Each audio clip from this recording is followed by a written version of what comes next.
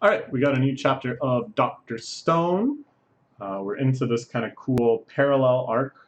Our science team working away at making a drone in the Stone Kingdom. Meanwhile, they're trying to relay orders and information back and forth from the Harem spy team, led by Kohaku, who has just entered the Master's Fortress, is trying to find a way to work out how to steal the petrification weapon, how to bait Kirisame, the warrior, into throwing it out so it can be snatched up by the drone. An extremely coordinated, time-specific, location-specific plan, but they'll figure out a way to pull it off, I'm sure, because this is the fun of Dr. Stone. The ultimate key to victory for the Kingdom of Science is the Master's Giant Tree. You have to find a way to tell the science team about it. Right, so this was the thing in the end that they thought maybe the new remote control car that they had invented. Or is it a remote control car, or is it just a car that just zooms off in one direction with no control? Could be a way to actually get information back and forth. Right now, they just have a one-way transceiver. Can only communicate one way. So how? Cryptography science! We're gonna talk about crypto! Yo, okay, I'm into crypto. I think crypto is quite interesting. I don't mean cryptocurrency. Cryptocurrency is kind of co-opted and stolen the abbreviation crypto, which I find distressing. But cryptography, the science of encoding things such that only specific people can discern their messages later. It's very, very interesting to me. I have a friend whose PhD is in cryptography. He tells me about interesting developments, and right now he's doing a lot of kind of like policy and legal end of cryptography stuff, which is quite cool.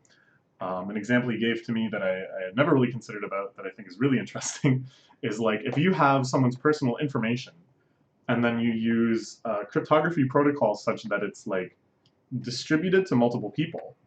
Each of those people has now a chunk of encoded personal information that is completely useless, can never be decoded unless the entire batch was like taken together, right? So it's not really functionally anyone's personal information, but does it still qualify as someone's personal information? And a lot of the laws of Canada kind of suggest yes. But then how can they possibly do this sort of method of encryption and distribution if it's actually illegal? I don't know. At any rate, I'm excited to see what we're going to learn about encryption here. I'm not expecting anything too insane.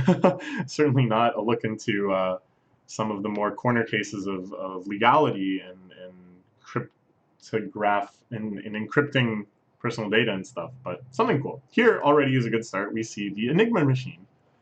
This is something that Alan Turing, I found out today that Alan Turing is being put on the 50-pound banknote in England, which is really cool.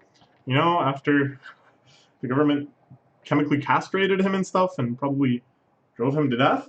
It's cool that he's being recognized in these ways, I guess, sort of, eventually, finally. It's a little, too little too late, but whatever. Anyways, he made this machine, aside from doing all sorts of amazing stuff like you know, inventing the computer and coming up with the idea of the Turing machine and the universal computer and stuff like that.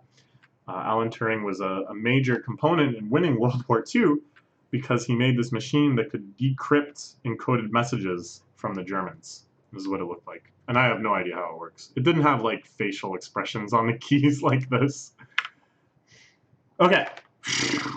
Remember when you contacted me on the ship? We just could shout real loud and hope they hear. Hammer. No way we're gonna go with some of that. That makes sense. Yeah.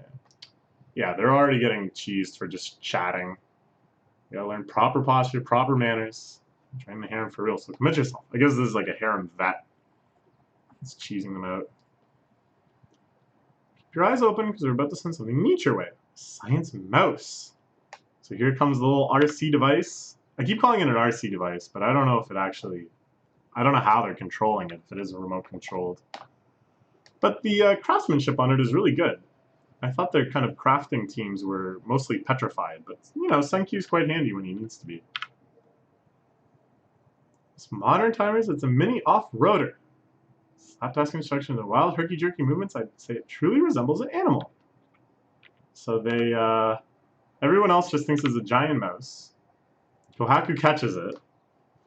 No one seems that, this kind of matron that's been bullying her doesn't seem too impressed or surprised by her triple somersaulting off of the bridge. While, you know, they're still all carrying these little bamboo cylinders full of water to try to demonstrate their good posture. But she gets it. Big Meat Mouse, she's so very scared and grateful to Kohaku for catching us. Alright, so they've got a little routine going here. Amaryllis can handle all of the cutesy stuff. So cute, she can say basically anything and they get away with it. And Kohaku can handle the heavy lifting and the running around. Nice, nice. She'd run into trouble to dispatch that mouse with an SOS letter for us. They don't know letter. Letter. Ooh. Ooh. Ginro actually remembers something. Ginro Lida. Alright, so here we see a rare flashback to kind of the time skip period, I would imagine. We can tell from the background that they've already taken over Tsukasa's empire, but it's before, of course, they set out on the ship and stuff. We have Ginro and Crust, or whatever this asshole's name is, Mantle, hanging out, and he observes the Science Academy, where Ginro is diligently studying. What squiggly pictures about? Writing characters. Thank you and the others from his time can all read them. Learning hiragana and katakana, and then perhaps kanji. Just like me. These are all things I've done. One can arrange them into words to form a letter. We can communicate without meeting face to face. Our village would do well to learn this skill. Ginro steps in. This is amazing. This is so amazing. You know this flashback isn't at all legitimate. Especially the ending. Maybe up until the final few panels is this accurate. But his love for Ginro, I think, is just so evident in how he remembers this. An upstanding fellow as ever, Ginro. I like that Ginro is writing both of their names, too. I don't know if that's part of Ginro's kind of exaggeration in his head of this flashback, or if he actually did, but again, I'm all about this romance here. I'm shipping this one 100%. One of these letters and send it back in the mouse, we can get a message to thank you. The key to victory you found, Kohaku.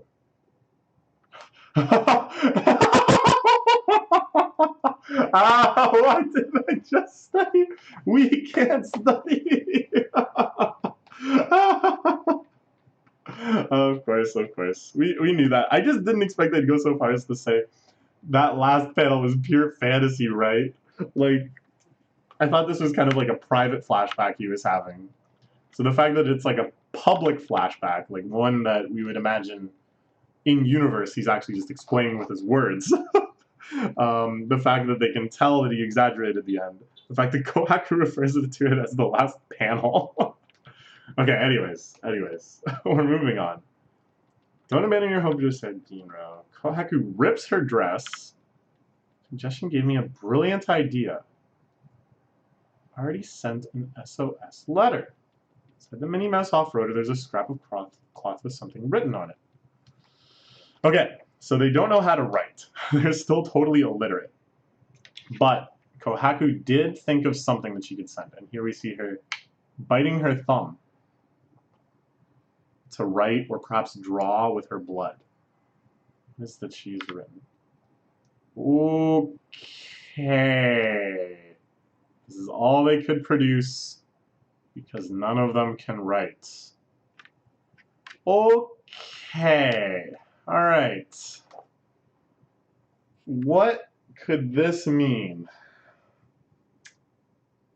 Top part kind of looks like popsicle? Oh boy. That looks like Hyoga, the spear user. Right? That's his name. Who's locked up in the brig of the ship, presumably petrified. The bottom part looks like the science lab, spewing out exhaust as it travels, I think. What's going on up top? We got this, like, popsicle, possibly a meat popsicle.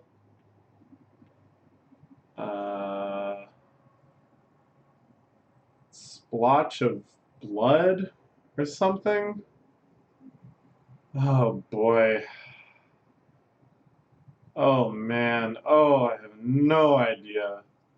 Maybe this is an SOS. They have no idea, right? Like they kind of have to act as if it's an SOS. Because Kohaku doesn't know what SOS means either. But I feel like by the time I turn the next page, Senkyu's gonna have figured it out. Why is Hyoga there? I don't get it. Just have to deduce the intended message since the psychology of the center may come into play. Ooh, actually, Gen is taking the lead on this one. First clue, what is this thing? Ice pop? Hyoga's gonna take it, melt it with an engine. Why would that be the end of the message? Alright, let's see if Gen can do it. The intrinsic interpretation of the pictures alone might not be enough. We have to consider the psychology behind them. Ooh. Now, I mean, this kind of flies in the face of how cryptography is supposed to work. You're not supposed to make assumptions based on the psychology of the other person. It's supposed to be robust in that sense. But whatever. We're kind of straying from crypto, but whatever. Think about what's typically going through someone's head when they draw pictograms through Senku. We use basic images to represent familiar words to make the message exceedingly simple to decipher. Exceedingly simple, right? So that tells us they couldn't make it simple. Ah, ooh, I like that. The word or words they want to communicate are by nature less familiar to our villager friends, meaning science terminology. Scientific item. It's plastic. It's see-through. So, you gotta kind of think of what unique aspects of the scientific world is Kohaku trying to relay to them. Things that would stand out for her, that would uniquely identify some scientific item versus other ones. Plastic. Those three want us to send them plastic. That couldn't possibly help them. This first part of the word, pla. Try my best Senku impersonation. Ooh, I love that Gun has these moments where he actually has more intelligence than Senku. That Senku isn't like a superset of knowledge of his. Like, he certainly has skills that Senku doesn't have, in deception and stuff, and lying to people, and acting. But in this sort of area, his creative thinking actually seems to outpace Senku's. Doing his Senku impersonation. Splotch. Clearly an intentional spear made with a finger so we can take it to represent a stain. Image of dear Hyoga emphasizes his spear in particular to represent something that inspires fear. This is so Kohaku. This must be them looking at Hyoga as being no good. Okay. Final drawing resembles an engine. Just couldn't understand the complexities of the engine. Just the fact that it represents mysterious advanced technology. So tech, device, or machine. Okay. Solving this mystery through brute force is like he's reading their minds. These words are the sounds within them. There are several potential combinations. Let's check them all. It's a matter of solving this puzzle that give us a message that makes sense. Woo! This is so fun. Feels like I'm doing cryptic crosswords. In fact, I wish I was doing cryptic crosswords. Maybe later we'll do some cryptic crosswords. But yeah, this is really fun. All right, let's see if we can figure it out ahead of time. My worry, though, is that it all comes down to some Japanese pun or some Japanese kind of sound association type thing, and I'm not going to be able to figure that out. But, you know, I do know some Japanese, so maybe we can call upon that. Plastic. So plastic in Japanese is also just purastic. Pura, purasu. And then the splotch, a stain. No good. Wari. Stain. What is stain? I don't know if we're gonna be able to figure it out. So like plastain.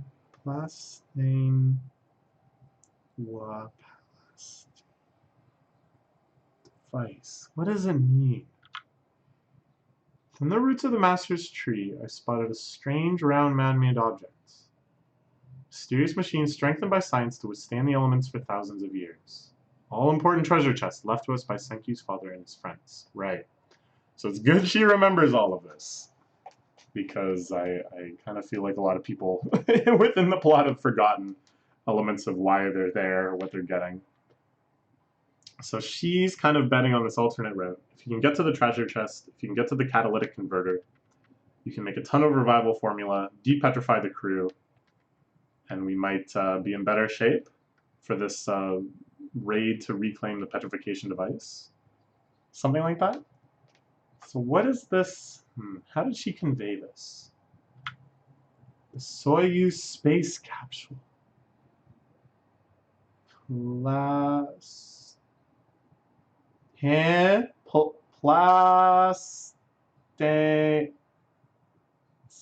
Plastanoma. What?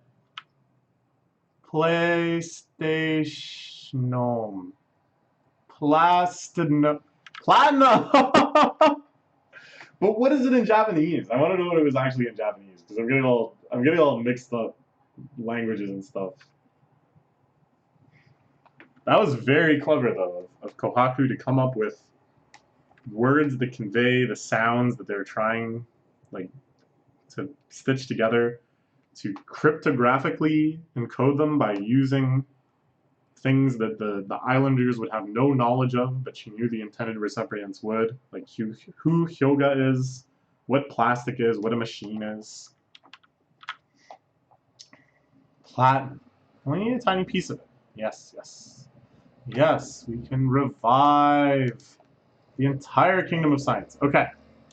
Wait a minute. So, alright, so this was cool. I had fun with this chapter. It wasn't quite the crypto adventure that I hoped it would be.